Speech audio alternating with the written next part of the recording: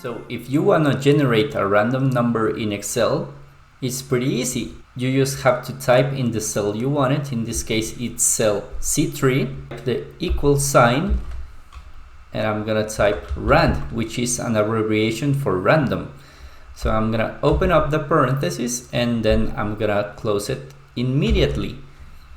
And I'm gonna hit the enter button. So as you can see, now I have a 0.3 random number. This random number is generated in a range between 0 to 1, and it's gonna change whenever you open up the document or press the F9 key to refresh. So I'm gonna hit it here, and now it's 0.35. I'm gonna hit it again. It's 0.57.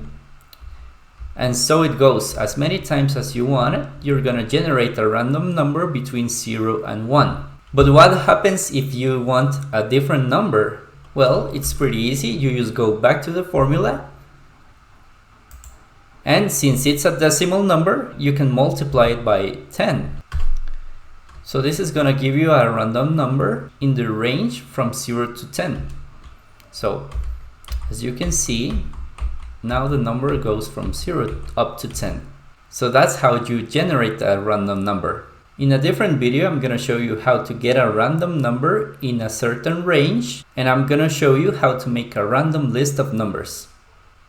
I hope that video was helpful. If you feel like practicing, you can download the sample file in the description. Also, don't forget to comment, to hit the red button to like and to subscribe. It doesn't cost you anything and you'll be motivating me to upload more tutorials for you. See you next time!